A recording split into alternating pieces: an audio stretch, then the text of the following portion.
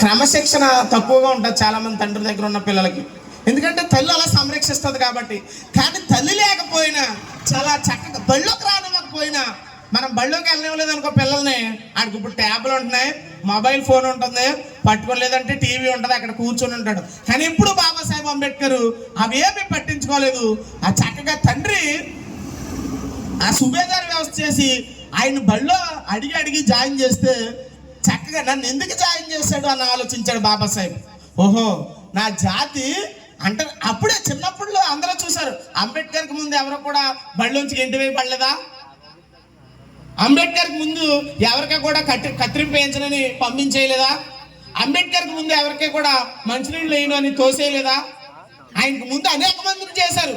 కానీ అంబేద్కర్ ఆలోచించాడు. ఆ అంబేద్కర్ ఆలోచించి దీన్ని మార్చాలని కంకణం కట్టుకున్నాడు. అందుకనే క్రమశిక్షణతో చదివాడు. తండ్రి మాట అన్నాడు.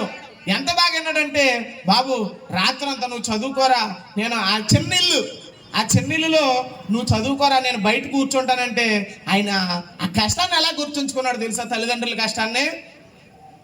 నా కోసం నా తండ్రి బయట అరుగు మీద నిద్ర లేకుండా ఉన్నాడు. నా కోసం నా తండ్రి బయట అరుగు మీద నిద్ర లేకుండా ఉన్నాడు. నేను కనీసం అందుకని 10th క్లాస్ ఫస్ట్ రావాలనుకున్నాడు. అలాగా నా తండ్రి నా కోసం పనిలోకి వెళ్తున్నాడు. నా కోసం నా తల్లి నన్ను వదిలేసి విదేశాల్లో ఉంటుంది అనుకున్న పిల్లలు ఎంతమంది ఉన్నారు చెప్పండి? చాలా మంది పిల్లలు ఉన్నారు ఇక్కడ, యూత్. తన తల్లిదండ్రులకి వెళ్తే